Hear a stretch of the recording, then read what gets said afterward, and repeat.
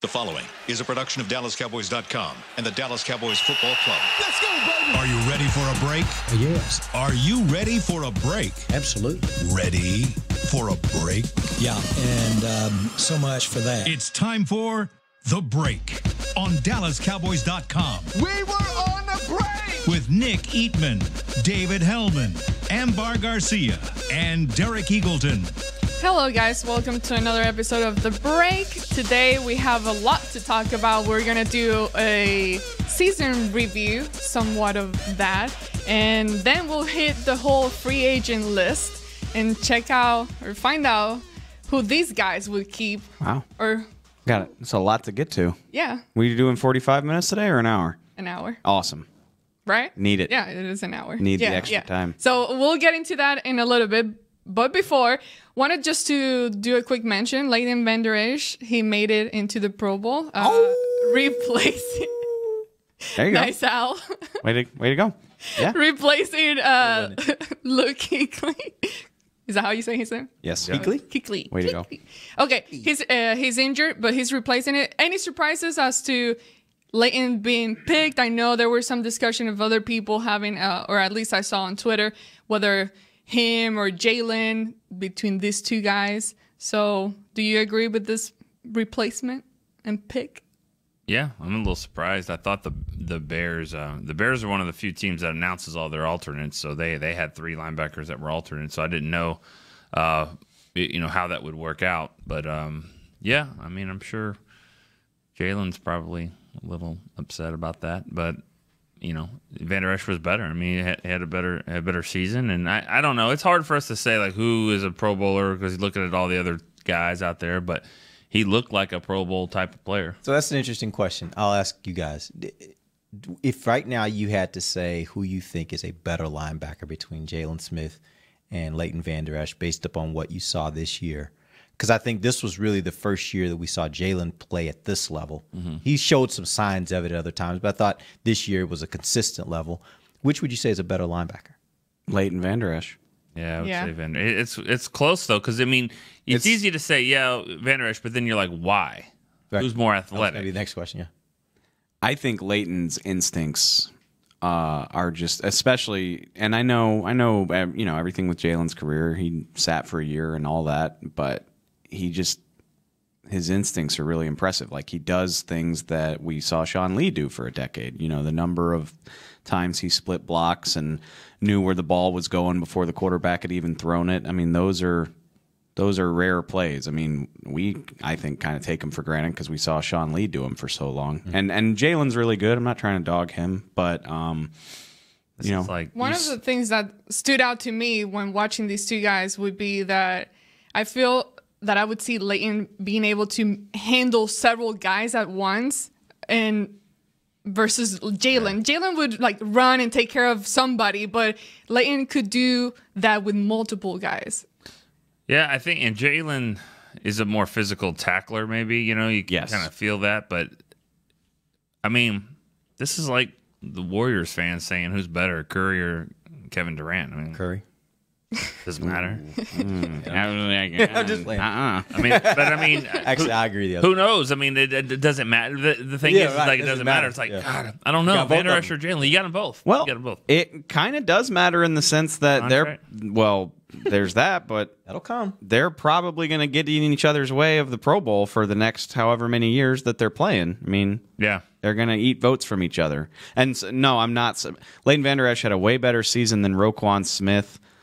Floyd in Chicago, he's more of a pass rusher than like a true linebacker. So I'm not surprised. And it certainly helps that he plays for the Cowboys. And I think he had a better season than Jalen. It's deserved. They're both really good. They'll both be here for a long time, so it's fine. I thought those two games in a row, Philadelphia on the road and then Atlanta, those are the two games that really kind of took Vander Esch to another level.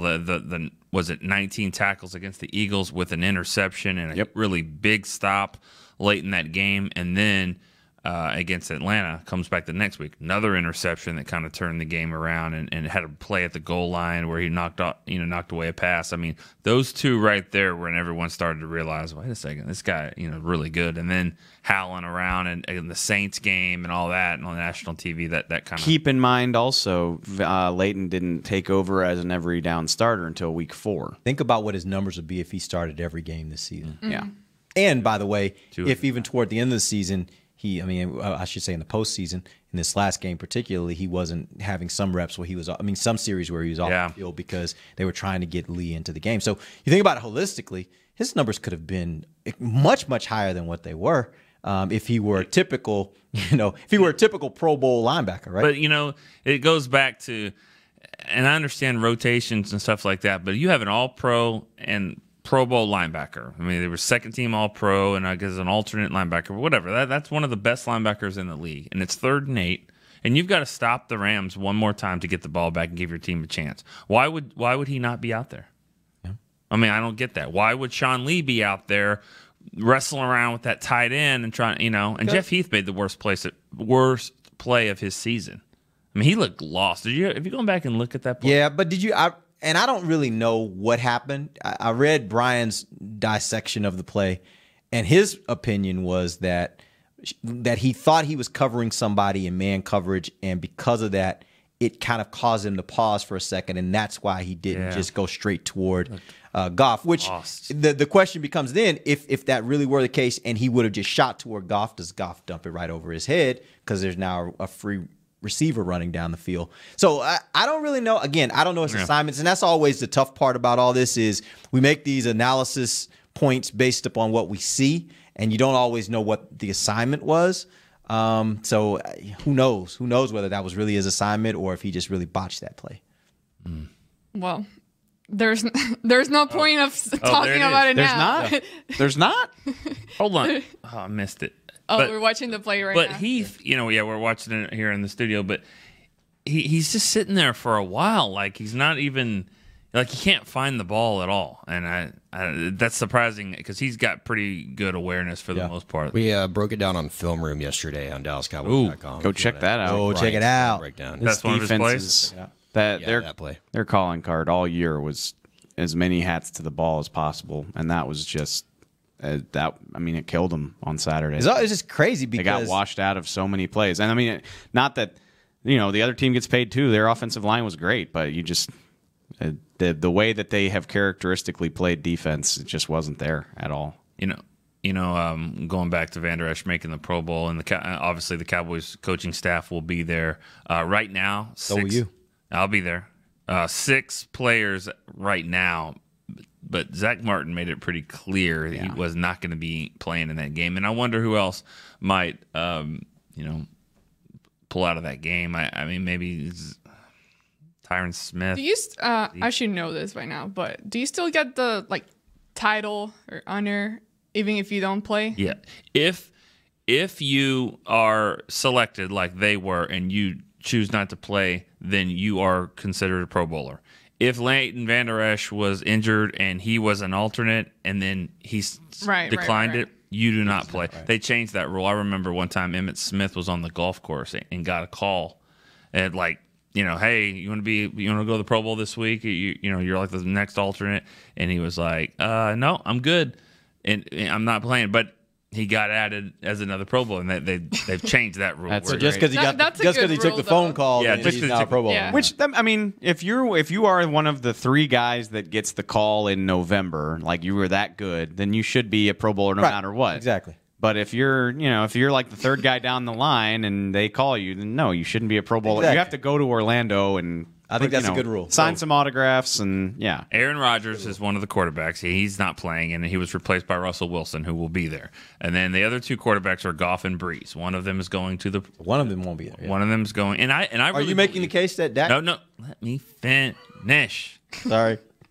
I'm making the case that he won't be. So don't get all excited because No, there's I'm a just guy wondering. in Atlanta who had a better year statistically. Who? Matt Ryan. Ryan. I bet Stafford's numbers are better. But I think You that's think?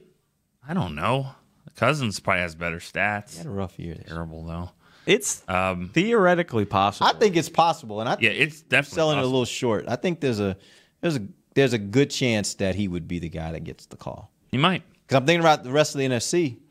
I don't know if there's any of those other names like you mentioned Ryan, but I'm like, what? I don't know if he did. And sometimes the statistics aren't everything, especially for quarterbacks. Sometimes the win-loss record combined with the stats is kind of what matters a little bit more. So who knows? We'll see. I know that New Orleans has Michael Thomas. If they win and go to the Super Bowl, that'll be a receiver. I don't know. Cooper is kind of interesting because he's got numbers. If you look at his whole numbers, Holy crap! How? Wow. Why he's about to shock us with something. No, just why wasn't Atlanta better this year? Matt, Matt Ryan threw for 5,000 yards, 35 touchdowns, and 7 picks. Third in the NFL, yeah. Yeah, he's going to get the call. He's going. He's going to get it. And Drew Brees, I know this. 15th in the NFL. That's unbelievable. I mean, and passing yards aren't everything. Yeah. But they couldn't run the ball. Yeah. They couldn't play defense. No, I know. So here you go. That's how they were bad as they were. Sorry, Falcon. I don't think there's going to be any more alternates. Probably That's Cowboys. basically what I'm saying. Basically, I don't think Cooper's gonna get there. I don't know the other receivers, but I'm sure there's a lot of guys with a lot of catches. And then, Dak would be the one, and Jalen Smith. I don't think that's gonna happen. There's not gonna be another linebacker not playing the game. That's 6 Pro Bowlers for a 10-6 team is not bad. It's not bad at all. Actually, it's really, really good. In fact, they're probably second or third in the league. Like I'm sure they're behind the Rams and the Chiefs. But that's about I it. definitely remember writing a story about 6 Pro Bowlers on a 6-win team. Definitely has happened. That's the power of the Cowboys. So. All right, well, let's go ahead and change the subject a little bit. Last show, we discussed what Jason Garrett and Stephen Jones had said in regards to changes in the coaching staff. Since then, Jerry Jones has had another interview with the fan and talked about basically saying his options are open, and at the end of the day, he's the one that makes the final decision, and that basically there's no rush at this moment to make those kinds of decisions. But since then, Mark Colombo, he's expected to return, and I wanted to check out your impression to this. Are you guys pleased with this? He was a guy that made a huge change once he was promoted and what he was able to do in the O-line. You ever heard of that phrase, power of the press? That definitely happened with Mark Colombo, I thought. In what way? There was a story written, I'll just leave it at that, about his links to other coaches, and maybe he was going to go to another team, and he has a deal in a couple days. Power of the press, I think. I think that definitely played a factor into, hey, Mark Colombo could go here. I mean, no one really knew that if that was the case. Maybe they did some calls, but I'm just saying, let's get that thing locked up before it goes anywhere. So I think that was you say there's no rush on certain things. Some guys that there is, and I think that was one. That probably plays a factor, but I think of it too in terms of, well, first of all, I thought he did a great job. There's no doubt the offensive line played better. I think he's got relationships in this building. He was a great player here. He's been in and around this team for the last decade now. I think Garrett loves him. I think the front office loves him. I know the players love him and would, especially compared to what was here before, love his style, and I think they want to prove themselves right that they like him, and so I think all those guys want to play really well for him. All that works. The other thing I thought about this too is I thought about the day Derek hired me to this job. I was unemployed. It was like a year and a half out of college. I had no money, and Derek called me and was like, well, this is what we can offer. And before he was even done talking, I was like, yep, okay, yeah, I'll be there. And it's like, did you even remember all the stuff that we offered you? Like, I remember. I don't even know how much I'm going to get paid. No, I remember being like, those are low numbers, but whatever. Yep, it's the Cowboys. Cool, let's go. And if you offered me that now that I'm way more established, you didn't propose a counter offer. No. Oh God, no.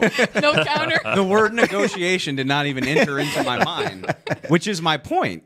Is where Mark Colombo is in his career as a coach, he gets this job. Right. It's his first time being the O-line coach. It goes well. He loves this team.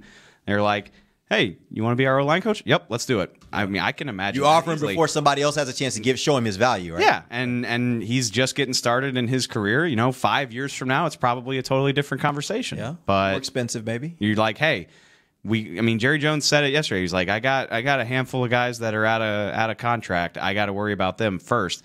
They might have just looked at it like, this should be the easiest thing to get done. Whatever else is going to happen, we can take care of this in 10 minutes. And we know we want him. That's the most important thing, is we know we want him because of what he's already done. Yeah. So I wasn't surprised. I thought it was smart. Yeah. Way to go. Way to go. All right, now we've talked for a while also about Jason Garrett and maybe him moving on from the Cowboys. Clearly, at this point, that is not going to happen. You should say and expect, ever since the team started getting rejuvenated, since Dak got here, Zeke, and all of that, these changes, since then, in 3 years, they've made it to the divisional round twice. Now, overall, looking at the team, would you still say, as far as coaching and what needs to happen, that the main problem or main change that needs to happen would be in the offensive coordinator spot? Other than that, do you feel good about what you have?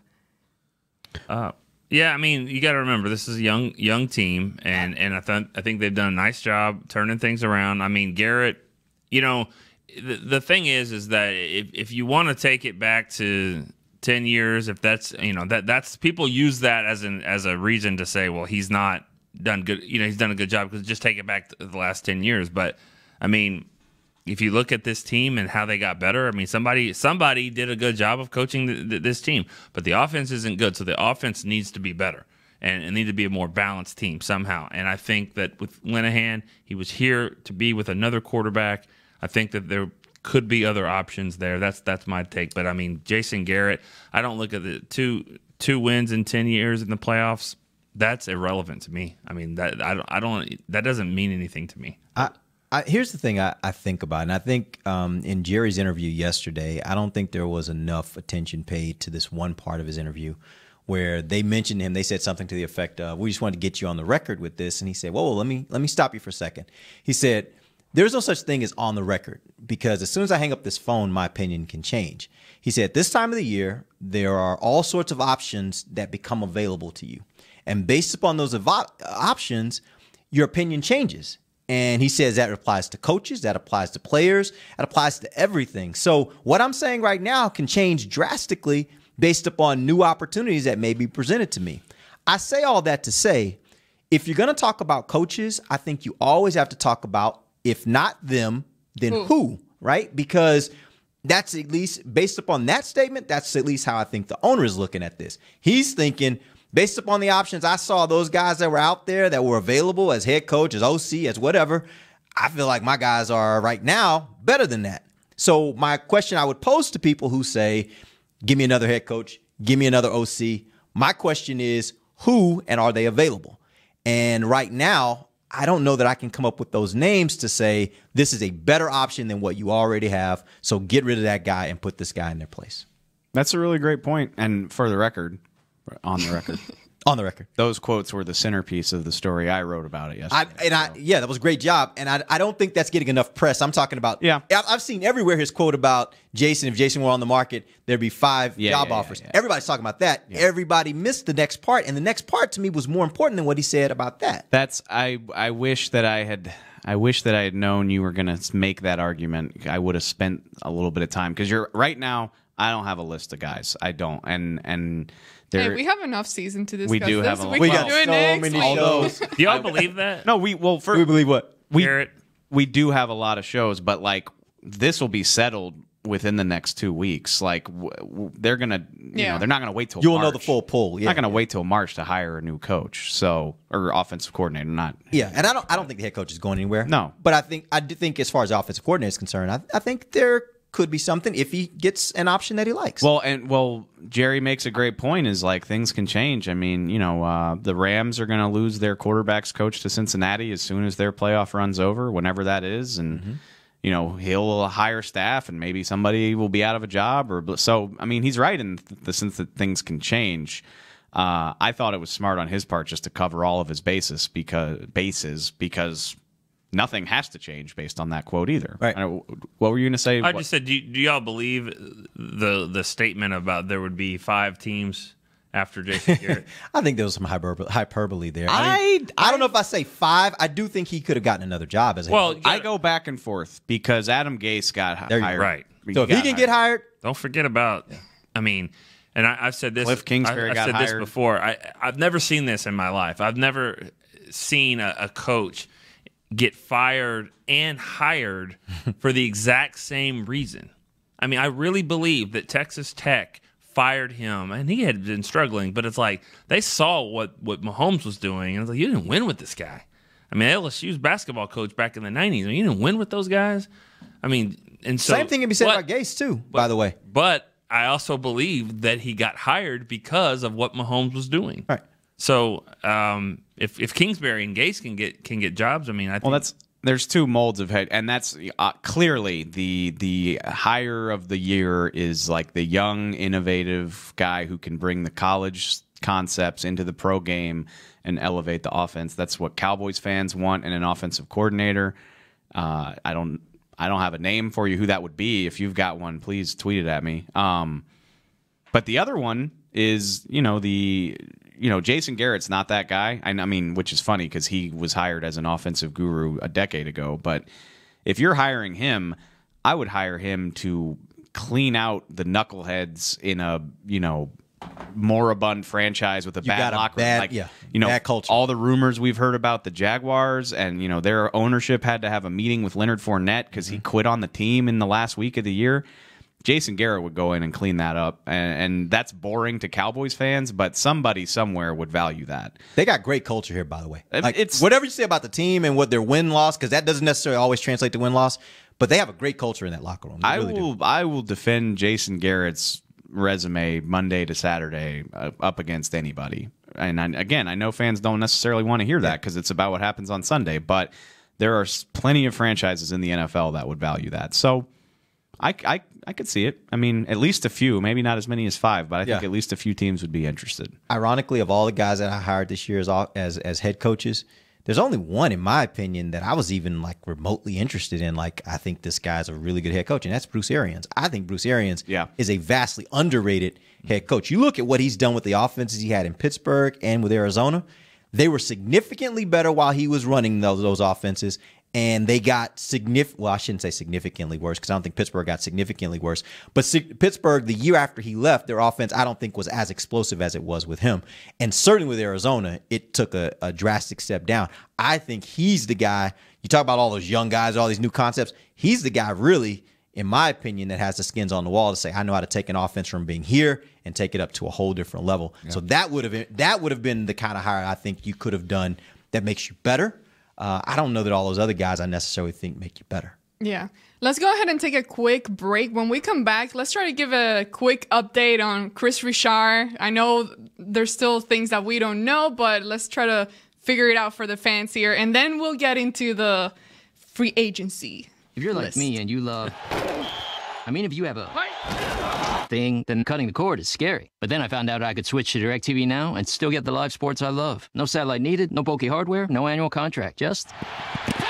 Get the live sports you love. Try DirecTV Now for $10 a month for 3 months. Visit DirecTVNow.com. DirecTV Now. More for your thing. That's our thing. Use code REALDEAL. Limited time. Price for little package. After 3 months, renews monthly at full price. Currently minimum $40 unless canceled. Prices may change. New subscribers only. Cancel anytime. Content varies by package and may be limited. Restrictions apply. Do you want the most interesting, up-to-the-minute Dallas Cowboys news straight from the Star in Frisco? How about exclusive and on command? That's right. News and nuggets you can't find anywhere else. With our exclusive Cowboys content on Alexa, you can have all the answers, secrets, stories, and more. What's Stephen Jones thinking during a game? What's Joe Looney's favorite pregame meal? We take your questions to Cowboys players and coaches, and you can hear the answers directly back to you. Just say, Alexa, open Dallas Cowboys. Star Sports Tours is the only official fan travel partner of the Dallas Cowboys, offering exclusive game weekend travel packages with sideline access and photo ops with current players, alumni, and cheerleaders. That's not all, though. You'll get to talk X's and O's with Senior Director of Player Personnel Will McClay, and of course with yours truly, me, Brian Broaddus. You can trust the official fan travel partner of the Dallas Cowboys, and with us, you'll travel like a pro. Visit cowboystravel.com to book your travel package today. Want to use what the pros use? How about the official men's skincare brand of the Dallas Cowboys, Jack Black? Right now, you can get the Jack Black Playmaker, a curated collection of Cowboys locker room favorites for just $10 with free shipping. The Playmaker includes 4 Jack Black skincare favorites, plus a full-sized Intense Therapy lip balm and a Cowboys can cooler. Go to getjackblack.com/Cowboys and use the code word Cowboys. The Jack Black Playmaker, $10, free shipping. While a player can look good on paper, it's when he's out on the field that you really find out what he's made of. That's why the Cowboys rely on more than just stats and scouting reports when building their team. When picking a tractor, it's why you should rely on more than just specs and features. You've got to take it out and put it to the test. The Cowboys did when they named John Deere their official tractor. Experience one for yourself. Visit myjohndeeredealer.com/football. Back to the break. What's up? Well, we just continue that whole conversation about names and stuff like that. We're not going to get into that, but go ahead. No. Go ahead, by all means. No, we don't want to create rumors about stuff that's unsubstantiated. But go ahead. And I think if you just said, well, I want this young college type of offensive coordinator or something like that, that's not the same for everybody. That's not the same for every team. But when you look at what Dak's strengths are, and I think that he does need to run more, they need to utilize his athleticism more into the offense, that aspects of a college type of offense would be good here. I thought about that when we were doing the show on Monday. I wonder what Dak's opinion about all of this is. He's too smart to throw people under the bus publicly, but I wonder how he feels about the offense, basically, and whether he's being utilized correctly and whether he's being put in a position to succeed. I think we would all agree that he had a hand in Dez's departure. Not that he's pulling the strings, but I just refuse to believe he wasn't consulted about the decision to release the number one receiver on the team. So how does he feel about that? Like, is he frustrated by what is going on in the offense? And I have no idea. No, I thought of the same thing. I'd be curious to know. He's having conversations with Jerry, or if Jerry go and says, "Okay, let's meet up real quick." Hey, I'm planning on making you my $100 million man. What do you think we need? I would do that if I was going to sink that kind of money into the guy. Yeah, but I think the only issue with that is what I think I know of Dak is that Dak wouldn't say anything to disparage his head coach to the owner. That's my opinion. And so it may not be. Well, there are ways to say it. Yeah, I get that, but I don't think he would say it strong enough to where it would influence Jerry to necessarily make a move, right? What I would be more interested in is when Dak is with his best friend, when Dak is with family, when Dak is with his lady friend, whatever. What is he saying then? Like, that is more. That to me is his lady friend. That sounded really old, didn't it? That to me is way, because I don't know if he has a girlfriend, but that to me is way more important, because that's when you're more candid about what you really feel. When you go home at night after that game and you're like, man, I wish this, or man, they should have done this. That's what I want to know, because that tells me a lot more about what he believes of this offense and this coordinator and this head coach. The other day, y'all mentioned, when this time comes, like, everyone gets their knives out and fight for themselves. I mean, if you're fighting and like making a reasoning as to why you're not as good, because it's also on Dak. Like, he hasn't been great. Yeah. So that also changes the image of him. Now, if he goes in there and says, okay, yes, I feel this way, that maybe, the right calls aren't being called, or this and that, then that also helps fight for his money. Jerry would have to do a really good job of asking him the right questions. Very pointed questions that would give him direct answers that doesn't say your coach was wrong, but gives him the answer that he's looking for about specific moments in games. This particular moment, what did you think of this? And get his overall opinion, and in that he might tell him something to the effect of, yeah, I thought we probably should have tried this, or I did notice this earlier in the game. I thought it would have been a great time to do this, right? Those kind of answers where he doesn't have to throw him under the bus, but at the same time, Jerry gets what he wants. What was Dak's best 2 throws of the year? Throws. I mean, the Beasley throw, I know the game didn't matter, but I think that's the best throw of his entire career. I think that Cooper throw this last game was a heck of a throw. Which one was that? The one for the touchdown?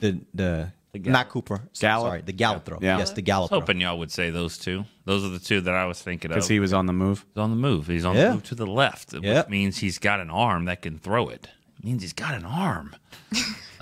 You think they're going to keep that and use it? Not as funny. No, it's not. Yeah, no, absolutely. Talking about Dak, by the way, if anyone's talking about it, you know, for 6 years down the road, I'll just know. I mean, I said it more times than I can count, but he and they're not carbon copies. Russell Wilson's more athletic than he is, but like he reminds me of Russell Wilson in this. Like Russell Wilson can hang in the pocket and make great throws, but he's at his best when he's on the move and either improvising or using his athleticism to make plays. Guy in KC too. And that's actually Good as he is in the pocket, he is way better when he gets outside the pocket. Robert Mays, who he's a stud. He is a stud. Yeah, well, yeah. Mahomes. I mean, I don't like whole to, different level. I don't like to compare him to Mahomes. Is a prototype. He broke the prototype. Yeah. Whereas, The child I mean, If I can catch his pass, he's definitely receiver friendly. You've caught his pass? Yes. check his pinned tweet on his Twitter. Yeah. No, I missed that. You haven't seen my Twitter? I don't follow you. Baylor, Because he got Texas an Tech, ass. 4 years ago. Can't like where does that come from? I think Russ is a more fair comparison because Yeah, I get it. He's short. He was a third round pick. He's not. Mahomes is this top 10 pick with the cannon arm. Where was I going with that? Guys just that are on the move, and Dak needs to be on the move. That's really what my point was. Is I do think they need to get him out of the pocket a little bit more and doing that. And also we did see more passes over the middle later in the year. It seemed like with Cooper when Cooper got on there, and he said that one of the games I think it was Seattle, and he was. I immediately thought of Dez. I don't think he was thinking that way, but the way he answered it was why Cooper's good is he was just like, I got a guy in here that can run routes. He can run routes, and I just thought, wow, like you never had that before. Is that what you're saying? But that's just being like cynical. Sometimes That's what not you don't say what is- he was saying, but he was really saying this guy can run routes and understands the offense, and Hey. he's here for 6. There's a lot in that statement. Yeah. And that's and Dez was never that way. Right. I mean, we know that route running wasn't his best thing, and the grasp of the offense, even after 8 or 9 years, wasn't his strength. He would go up and get the football, and when those skills diminished to the point where he wasn't just out athleting people all the time, then Like that word. athleting Out should be a athlete? word. Out athleting. Sometimes I remember always would tweet that I'm just better than you. Like that's what Dez would go up and just make an I'm just better than you type of play against the Saints a few years ago when it was just going off on. I don't even know your name, but you know mine. There you go. Yeah. I Pretty remember. simple. He's gonna get a ring. Desmond, yeah, he probably is. It's buried deep in here. My friend Robert Mays, who works for The Ringer, wrote a interesting story for them this morning about the Cowboys season, and I mean the theme of the story is basically, the run to 10-6 was a lot of fun, but did it set the Cowboys back in terms of A lot of fans that think that. Yeah, no, absolutely, and it's. I think it's a very fair article. I would encourage anybody to go read it. But he made some interesting points about Dak and DeMarcus Lawrence and Jason Garrett. Just kind of talking about what we were talking about is where do you go from here? There were some guys that on the Fan yesterday, I think it was Ben and Skin, and they were talking about a similar thing. And their argument was when this team has had this kind of success, their contention was they tend to get a little more conservative because they say we're so close, don't change anything. Like don't make the big change. You can't take a step backwards to take 2 steps forward. You just stick with what you're doing because you're so close, as opposed to, hey, we're this close, let's get aggressive and really do something that we think can shake it up and take us over the top. And their contention was they tend to be the more conservative of that, and because of that, that was their belief as to why this team hasn't been able to push above that. What are we talking about? Are we talking about coaches? I think the point they were talking about coaches. So yes, that's that's really what they need to be said, or whoever is talking about that needs to be saying is about the coaches, because Jerry has shown that when he feels like his team is young and he's right there, he'll take chances personnel wise. Yep. You know, when he thought that team was young, T.O. could help them. He thought Charles Haley could help them. He even thought in 2008, you know what, I've got such a good team that the Pac-Man Jones and Tank Johnsons of the world can help. He gets aggressive personnel-wise, but not what they're saying about coaching. But take. I mean, there's a reason why you get an extra mini camp in the off season when you have a new coach. It's because you're kind of starting backwards, and you got to start over again. I don't know if that would make sense to do that. But think about the flip side of that. They were at 3-5 this year, and what did they do? One of the changes they made was they changed their position coach. That doesn't happen very often in the season. I would suspect if they were 5-3, they would not have done that. And so it's like, if you can do that in moments when things are desperate, then maybe you should consider it sometimes when things are going really well. If you still see this one area that if you change this one area, if you can get more production out of this one area, maybe you do have to take a step back. But we sound like we're arguing, but I think 4 people would say that they need a new offensive coordinator, right? I don't mean to speak for anyone. I'm saying it. They need an offensive coordinator. So if that's what we're saying, yes, I agree. In this instance, you think that actually absolutely. I said it after the game. When's the last time a team went to the divisional round and both coordinators would be changed? I think both coordinators will be changed, honestly. Well, let's move on Don't get Marinelli started. Let's move on to that side of the ball. I'm not on that. You don't have to That wasn't retire. me. I'm not on that. You don't have to. Don't hurt me, Rod. Right. You don't have to retire. Don't hurt me either. But all I'm saying is that I would keep. I mean, I have a. So what would you do? Flip? Can you really do that? Where you just say, Rod, you're no longer the defensive coordinator. Now you are just the defensive line coach and run game defensive I don't know. coordinator. That's not my first. That's not my first conversation. My first conversation was with Richard. I'm not to say what. Well, let's talk. I mean, what works for you right now in this situation? Okay, let's assume he says, I want to be the DC. That helps me get closer to being a head coach. Am I Jerry? Wow. If I'm Jerry, you are the DC. That's my first conversation. Okay. Then I'm moving on to Rod. And what are you going to say to Rod? Well, he's the DC. So pick a choice. Like there are a lot of titles out there. Well, we got to do DC. I So would what do you probably want? also say you said 2 weeks ago you'd do whatever it took to keep Chris Richard in Dallas. This is what it took. So. This is what it took. I mean, and honestly, I'm not sure if that all played out like that. And I think there probably should be a little bit more tactful way of doing it. Let me rewind. But I do think if all that came about, I don't know that I think that Marinelli's so caught up on himself and his own ego that he would say, I wouldn't give up the DC title and not be here just to prove a point. Yeah, let me backtrack on that a little bit because we're being facetious here. Yeah. I do think you need to keep Chris Richard. I want to keep him happy, and Rod Marinelli should understand that because that's kind of what they did. We talked about that. That's what they did when Kiffin was the guy and all that. I'm not pushing out an outstanding defensive coach out the door. I think we can work together here. There's different titles. We see it: passing game coordinators, assistant head coach. Maybe Marinelli's the assistant head coach. There's different ways to do this. Do you think that if that was to happen, that affects their relationship? Not at all. You don't think so? No. No. That's a good question, but I do not think so in this case. I think they because have Rod mutual is the respect. type of man that I don't think that I'm not worried about it for two. I could not be less worried about it. One, Rod Marinelli has proven himself to be a pretty selfless guy, and like ego ruins so many relationships among football coaches. It doesn't seem to be there. Matt Eberflus called the plays for this defense last year. Like he's made it like he's not the guy that has to get the credit. Like that clearly that seems very clear. He get a to head me. coaching job? Eberflus? Yeah. No. He interviewed? I think he interviewed in Cleveland maybe. And he'll get there. He's definitely going to get Chris Richard has been doing it this year. Like nobody's really tried to keep it a secret. Like I think Rod Marinelli just wants to coach. He wants to be in a football environment and coach defenders, specifically pass rushers. Like that's like why he gets out of bed in the morning. And I think if development is what he's and if he gets to do that, I don't think he really cares. And you can give somebody a title or tweak some titles. Also, the other thing, not trying to be mean, I think the world of him. Chris Richard doesn't have leverage anymore. Like the jobs he was interviewing for are filled. So the Cowboys don't have to do anything. They don't have to do anything.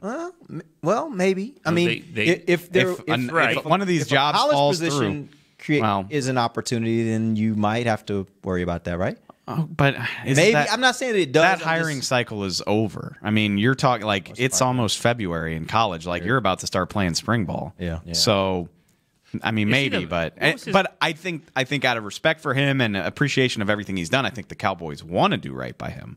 I'm just saying the head coaching jobs that he was up for have been filled. So I think You're right. That's Most of his considering. leverage is gone. Yeah. So no counter offer here. Nah, I mean, Because unless he can't go Not in somewhere to this be a game. DC. No. The Cowboys don't have to allow unless him to do that. unless something falls through with the Dolphins, then that's probably done. So, But that's also the interesting part about this is you can say that he doesn't have the leverage, but you also don't want to create bad will with him, because if you create bad will, then it becomes a situation where as soon as he is available to leave, it's almost impossible to keep. And that's why I think Jerry's going to take care of him. I think it's going to be effortless. It seems like him and Marinelli appear to have a really great relationship, and it's not something that I'm going to spend a lot of time worrying about. I mean, we talk about titles all the time, but they need a new GM or whatever. People say that, and I think everyone knows who the acting GM on a day-to-day basis is. I mean, yes, Jerry does his stuff, but Will McClay is kind of a right-hand man with him and Steven. So they figure out ways to like massage titles. What's his title, Chris Richard? It's passing game coordinator? Defensive backs coach and passing game coordinator. Passing game specifically coordinator. cornerbacks coach, because Greg. Okay, he's the passing game coordinator. Everyone's seen the clip. What's the safety? Greg coach's Jackson. name? Greg Jackson. Everyone has seen the clip of him going off on Sean Lee and Leighton Vander Esch. What do you think he's talking about? What was killing the team? Was it pass defense?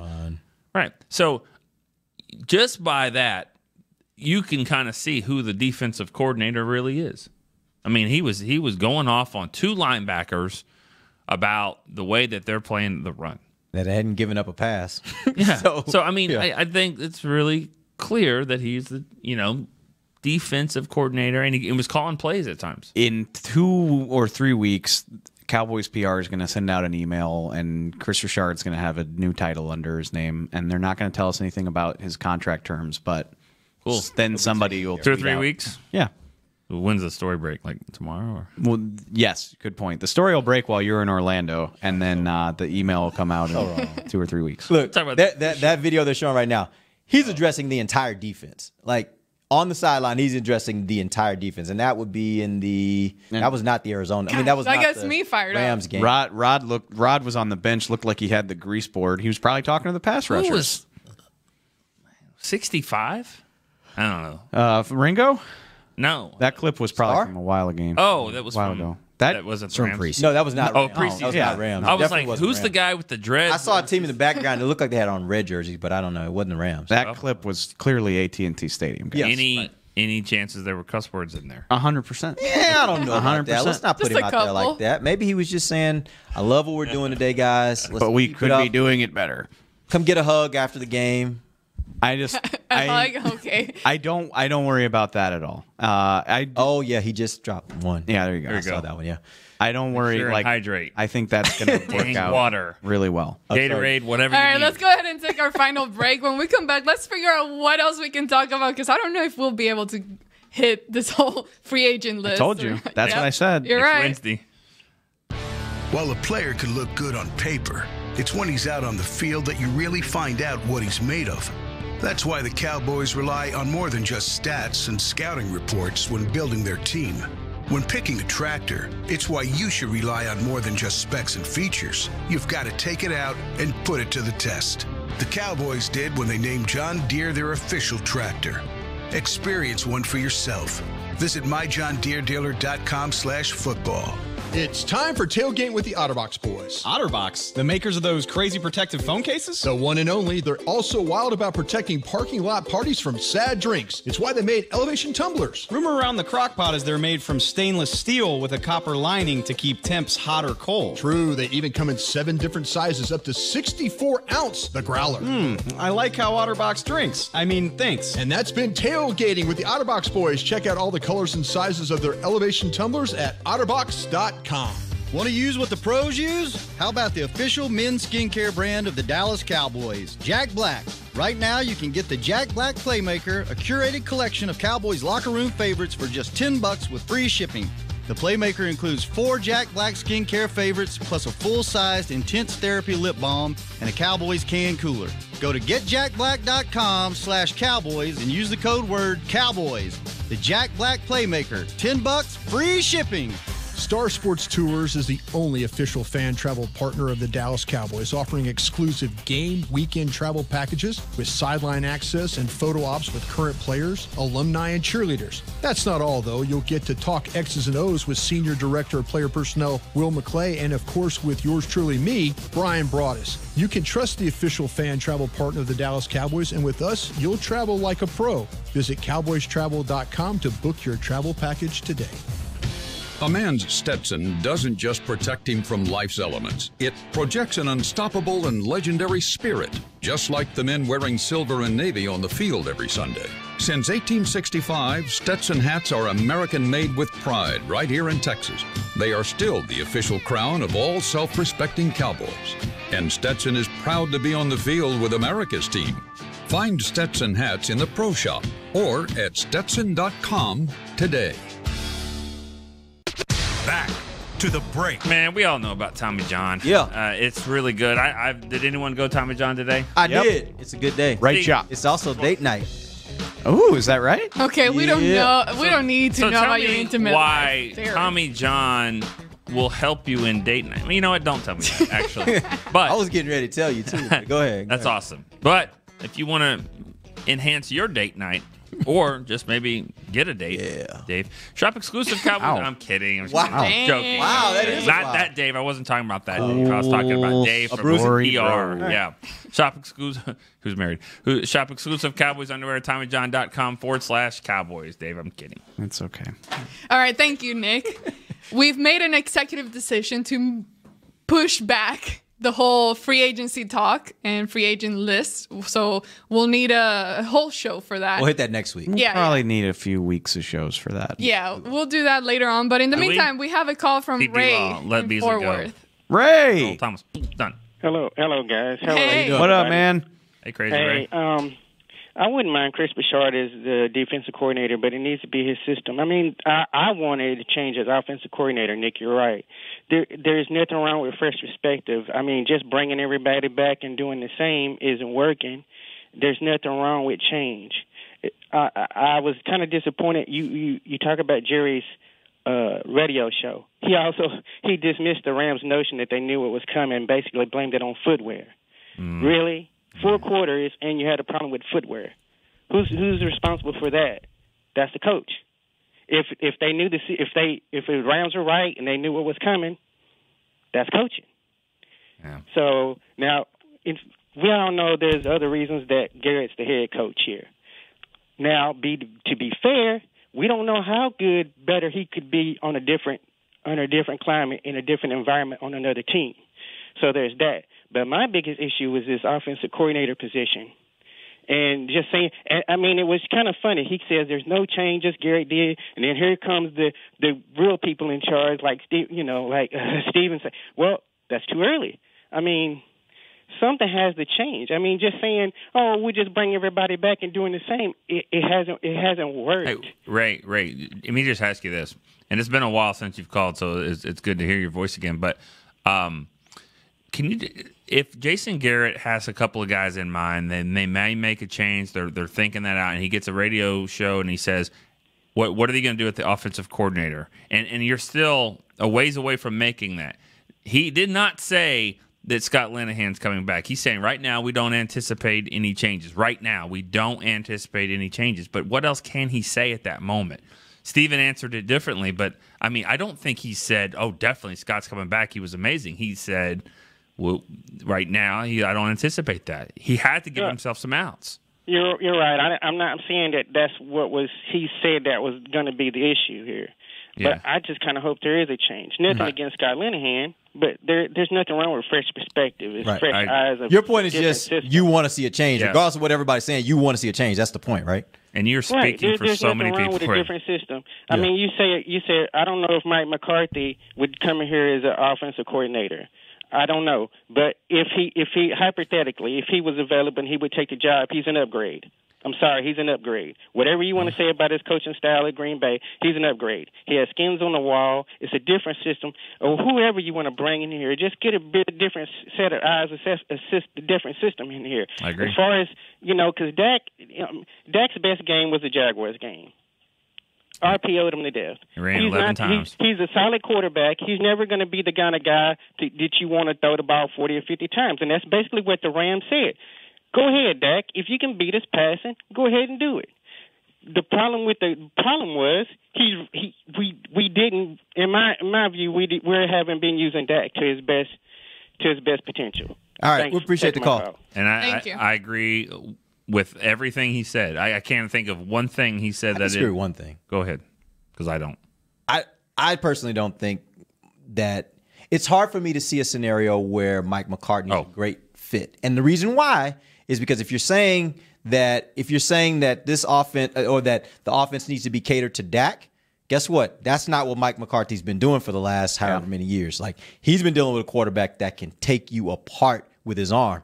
That's not what Dak's strength is. So to me, if you're going to change out the offensive coordinator, I think you want to be looking for someone who has called an offense where the skills of the quarterback are very different than the skills of the quarterback that McCarthy's been dealing with in Green Bay. That says nothing about Mike McCarthy as a coach. Oh, well, he's a great coach. That's a good I just point. think you got to find somebody that fits for this quarterback if you're going to make that change. I agree with everything y'all just said. I agree with Ray's overall point, but it's the classic case of like one man's trash being another man's treasure. Because go check in with what people in Green Bay think about that offense and how much they underachieved with what I think most people would agree is the best quarterback in football. Yeah. And so I can't say he's a definite upgrade, and I certainly don't think he's the right guy to work with a 25-year-old mobile quarterback. He's made it clear he's taking the year off. He's probably got another year on that contract, and he's getting paid for it. You know, that happens a lot. You get fired, and they're like, all right, you're still going to pay me. Unless you get the right opportunity, right? unless you That's get the the right whole thing. It has to be the perfect opportunity, or you might as well just sit out, right? I mentioned that story from the Ringer this morning earlier, and I remember one of the stats from it was that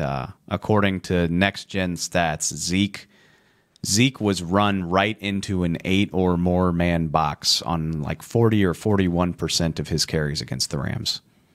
They were just charging right into a loaded box. And you're saying it wasn't running outside; it was running between the tackles, right? 41% of the time, right, against an 8-man box, right. I mean, I think it goes back to what we said on Mondays. You could call it stubbornness or arrogance, whichever word you prefer. I think they're kind of similar there, but yeah, I just think there's a philosophical disconnect between what these guys want to call and what might actually work. You know what I'd want to know? I'd want to know throughout the season, particularly in games that they won, how often they did that, and how often. And this would take a ton of research, but how often they did that in the second half, and it worked in games where in the first half it didn't.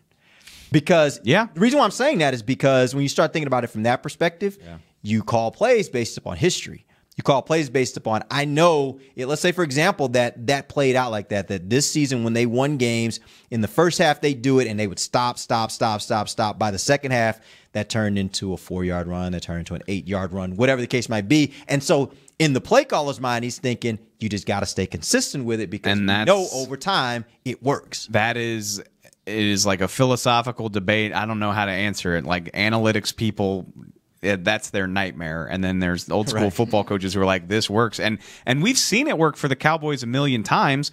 We've also seen situations like the Seattle game. I mean, the Seahawks want to establish the run too. Pete Carroll is the only guy in the league who's as obsessed with the run as the Cowboys are. And except for on Super Bowl on. Well, good point. But the goal line. They rammed their faces into a brick wall 40 times in that game when let's be honest, Russell Wilson was killing them when he was throwing the ball. And they were just like, nah, that's okay. Because it's going to pop eventually. And it never popped. Yep. And that's the risk you run when you're committed to that. And it works when you're Seattle in week 3 and the opposing offense is so inept that you can average 2.9 yards per carry and it doesn't matter. It's not always going to work. Definitely not when you're playing a 13-3 team with a great offense. And by the way, a team that's took 2 weeks, by the way. They didn't play. So they had 2 weeks to really look at everything you do and to be able to say, here's how we think we can attack that and beat that. I don't want to give the Cowboys a pass for all the stuff that came out of the Rams locker room about, you don't want to be predictable, and I get that, and you can coach that better. I think NFL teams are really good at this, though. I think that's pretty normal. Like, I think it's pretty normal to, Doug Baldwin talked about it after the first Cowboys game. He's like, we've got 2 guys whose jobs it is to just watch the opposing sideline and figure out their signals. And usually by the second half, we've got a pretty good read on it. And like it's part of the game. And by the way, you give a team 2 weeks to be able to look at film, they'll find probably a lot more. And that's one of the reasons why I think that when you talk about coaches that are innovative and know how to create different kinds of game plans, I think those coaches are even better in the playoffs. I think that's one of the reasons why Belichick has had so much success in the postseason, is because when you give them 2 weeks to be able to prepare for an opponent, their ability to be able to come up with a game plan that's custom built for this particular opponent. You think about the Rams. They did everything that they typically don't do in that game. And I would suspect the reason that they did it is because as they were looking through and really taking time to dive into the Cowboys, they saw some things that said, we can exploit this. We can exploit that running game. Maybe they went back and looked at that Indianapolis game and said, we see some things here that even though running isn't necessarily the top priority of what we do, we can have a lot of success there against. I don't understand why. It hasn't really been mentioned, but Su'a-Filo, like, was he hurt? Like, why didn't he play? Because they ran the ball better with him. I mean, they ran the ball better during the season when Su'a-Filo was in there healthy. Now, if he wasn't, then that's one thing. But he was active. I know he was active, but I just assume. But was he good enough to be playing the whole game? Well, and that's the thing. Like, you could have him active as a backup in case of emergency. Yeah, that's what I'm saying, and that's what I'm curious to see, because it's very convenient, and I'm sure you play your best players in the playoffs. I get it, but it's very convenient now going into the season. You know who would they want? They want their second round pick to be a starter. That's why you drafted him. But I mean, Su'a-Filo was better when he was healthy, and I'm curious to see how this whole thing's going to play out. There, because what if Frederick does come back? And Jason made some pretty there's interesting comments there about how he's getting better and he's starting to get his strength back a little bit. So that's good signs for Frederick. Looney. There are conversations to be had about what that offensive line is going to look like next year. Looney needs to be in contention for a starting position. If Su'a-Filo and Connor and they're all going to be battling for guard, Joe Looney needs to be battling for guard, in my opinion. Yeah. I don't know if he will. I know nothing. I 100% could be wrong, and I'll admit it right here if I am. But we're gonna talk about Connor Williams' viability as a tackle before it's all said and done. And I think you should, especially if Frederick comes back and now you really are thinking about Looney at guard. I think you absolutely should. Wasn't there a guard also that the Cowboys put on IR? Yes, Marcus Martin, but I believe he's up. Free agent? Yeah. He's a free agent. He ain't coming. One more, but which I think that was great. But on the other topic of coaching and scouting the opposition too, Jerry Jones, he made a good point, but I kind of thought it was a damning point too in that interview, because he was like, well, in '93, or after we won one of the Super Bowls, I went to the competition committee meetings, and everybody that we played was like, we knew exactly what you were doing. Like, we scouted everything. We knew based on how you lined up, you're going to do this, you can do that. We just couldn't stop you anyway. And that's great, which proves the point is, teams are going to do that, and it won't necessarily stop you from executing. But it's not 1992 anymore, and you're probably not going to have that much of a talent edge in today's NFL, especially when you get to the playoffs. And that is why coaching matters. There you go. Well, we're about to end our show, but just to finalize, and real quick, hopefully this doesn't take too long, but let's give some predictions. We're out of the run, but it doesn't mean that we're going to stop watching football this weekend or the following weekend. So this weekend, New England versus Kansas City. Who are you picking? Rooting interest, I'm rooting for Kansas City. Kansas. Nick? Who are you picking? I'm rooting for Kansas City. It's all the same at this point. I'm rooting for Kansas City. No one cares about who you're rooting for. You're rooting for Texas. Who are you going to win? I'm just saying. Why are you sidestepping? Okay, here's the deal. I don't watch those teams enough to be able to give a prediction, so I'm rooting for Kansas City. Yeah. Well, there you go. Jeez. Okay. All right, Dave. Kansas City. Kansas City's a better football team, and they'll win at home. I mean, it's their year. And I think the better football teams all year have been Kansas City and New Orleans. You think the weather's going to affect them? No, who? Either one. Both. No. They both got to play in it. No. 0 degrees. Yeah. Nothing would make me happier than a Saints-Chiefs Super Bowl. As a football fan, it would be exciting. I'm from New Orleans. I would love to see the Saints win. First, the Patriots are just they're a dragon. I'll believe that they're gone when they're gone because they've been in the last 2. They've been in 4 of the last 5. True. Andy Reid has a bad. I mean, I know he won. They won last week. Good for them. But he's got a bad record in the playoffs. Bad record in big moments.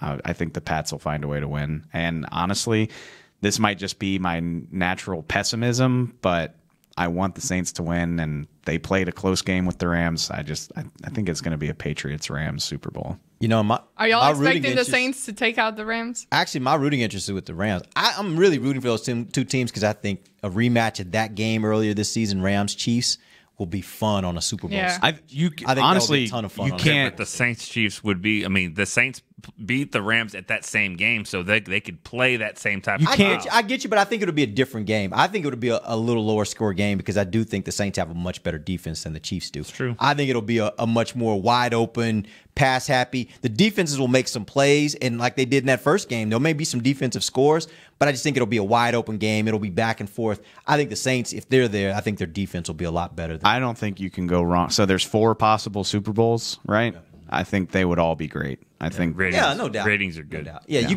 got teams in here that are all good teams. No doubt about it. Well, you got the 1-2 in both conferences, right? And you're going to have the MVP of the league, whoever that is. You're going to have the offensive player of the year, whoever that is, and you're going to have the defensive player of the year. I mean, you have them right now. That's what I mean. You have them now. This is objectively, this is as good as a championship Sunday has been in a long time. Yep. I'm actually looking forward to watching it. It's going to be fun. Even though we're not in it. Hey, One day. Before you end the show. One day. I just saw some news come out that Cole Beasley just had another baby. Well, he his wife did. just had a new baby. Yeah. Jovi Carter Beasley. That's their third?